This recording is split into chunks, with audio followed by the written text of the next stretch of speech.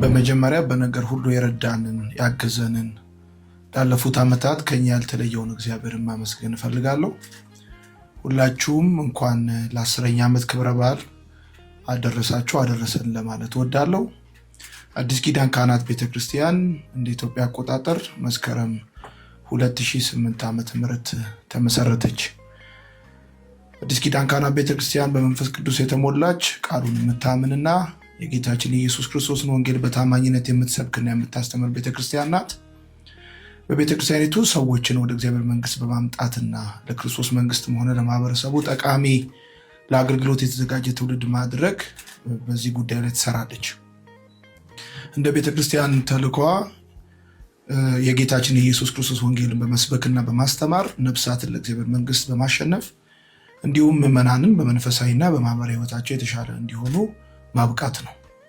ራዕያችን በእግዚአብሔር መንግስትና በዓለማዊ ህይወት ተጽዕኖ የሚመጣ በሁሉም መልኩ የተዘጋጀ ትውልድን ማሳደግ ነው።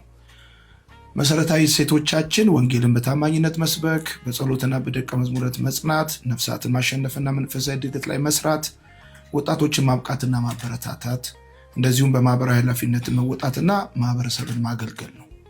የቤተክርስቲያኒቱ አጥቢያዎችና ንብረቶች አንደኛ በሐዋሳ አጥቢያ የአባላት ብዛት 2600 የቦታ ስፋት ደግሞ 1600 ካሬ ሜትር ሲሆን በአዲስ አበባ የአባላት ብዛት 3400 የቦታ ስፋት 5000 ካሬ ሜትር ነው።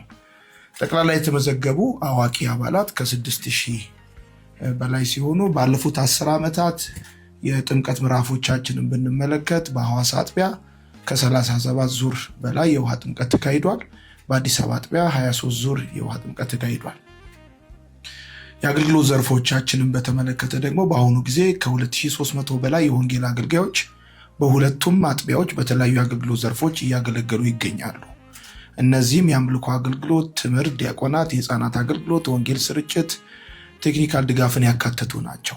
በሚዲያ ስርጭት ማርሲል ቲቪ፣ ማርሲል ቴሌቪዥን የአዲስ ኪዳን ካህናት ቤተክርስቲያን ባለቤትነት ያለው የቴሌቪዥን ጣቢያ ነው። ይህ የቴሌቪዥን ጣቢያ ከ9 ዓመታት በፊት ነው የተመሰረተው። በኢትዮ ሳትና በዴሲ ቲቪ ላይ ይተላለፋል። ይህ የቴሌቪዥን ጣቢያ የወንጌል ስብከቶች፣ የወንጌል የአምልኮ ፕሮግራሞች፣ የትምህርት ዝግጅቶችና ለወጣቶች የተዘጋጁ ይዘቶችን ያቀርባል። የወጣቶችን ፕሮግራም በተመለከተ መልካም ወጣት በመንፈሳዊ በማህበራዊ እንዲሁም በሙያዊ መስኮች ወጣቶችን ለማብቃት ብቻ የተቋቋመ በአገር አቀፍ ደረጃ የታወቀ ፕሮግራም ነው። መልካም ወጣት እንደ ኢትዮጵያ አቆጣጠር ከ2009 ጀምሮ ላለፉት ተከታታይ 8 ዓመታት ያለማቋረጥ ቀጥሏል። በእነዚህ ዓመታት ከ200,000 በላይ የሚደርሱ ወጣቶች ተሳትፈዋል። መሳተፋቸውም ለሀገር ትልቅ ተጽዕኖ ፈጥሯል። በቀጣይ በሐዋሳ ለመልካም ወጣት ፕሮጀክት የሚሆን ትልቅ ተቋም እየተገነባ ይገኛል። G+5 5 ዶርሞች፣ እንደዚሁም ከ10,000 ሰው በላይ የሚይዝ መሰብሰቢያ አዳራሽ፣ G+1+ ቴራስ፣ ካፍቴሪያ፣ እንደዚሁም ደግሞ ወደ 6500 በላይ የሚይዝ አውትዶር ስታዲየም በመገንባት ላይ ይገኛል። የቤተ ክርስቲያኒቱን አገልግሎት በተመለከተ ያው በእግዚአብሔር ለእኔ በስም ለዮናታን አክሊሉ በሰጠው አደራና ጥሪ ተመስርታለች። በ2011 ዓ.ም በሚሊኒየም አዳራሽ በተካሄደ የቤተ ክርስቲያን ምስጋና ፕሮግራሞች በሺዎች የሚቆጠሩ ወጣቶች ተሳትፈዋል። ማህበራዊ ኃላፊነታችንን በተመለከተ ደግሞ ማርሲል ንጹህ ውሃ ፕሮጀክት ከዚህ በፊት ስንሰራ እንደነበረ ይታወቃል። በማርሲል ንጹህ ውሃ ፕሮጀክት ውስጥ የንጹህ ውሃ መጠጥ አቅርቦት በማህበራዊ ኃላፊነት ስራዎች በንቃት ተሳትፎ እያደረግን ይገኛል። ለአብነትም ደግሞ በአማራ ክልል ላይ ጋይንት የንፋስ መውጫ ጎንደር ማለት ነው ለ3 ቀበሌዎች ንጹህ የመጠጥ ውሃ ለማድረስ ተሰርቷል።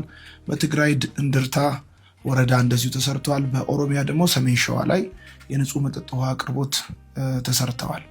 እነዚህ ማህበረሰባዊ ድጋፍን በተመለከተ ነው። ይሄ ፕሮጀክት የህብረተሰቡን ጤናና የዕለት ተዕለት ኑሮ ለማሻሻል በከፍተኛ ለውጥ እያመጣ የሚገኝ ፕሮጀክት ነው። በቀጣይነትም በደቡብ ክልል በከምባታ ዞን እና ሌሎች በሲዳማም ክልል ላይ በማዕከላዊ ክልል ይመስለኛል የከምባታ ያለው እዛ ላይ እየሰራ ይገኛል። ማጠቃለያ አዲስ ኪዳን ካህናት ቤተክርስቲያን የአምልኮ ስፍራ ብቻ ሳይሆን ለመንግስቱ የተዘጋጀ ትውልድ የምታስነሳ ቤተክርስቲያን ናት። በመልካም ወጣቶችን ትለውጣለች። በማርስ ቲቪ ሚሊዮኖችን ትደርሳለች። እንደዚሁም በንፍዋ ፕሮጀክት ማህበረሰቦችን በተግባር ታገለግላለች። አመሰግናለሁ።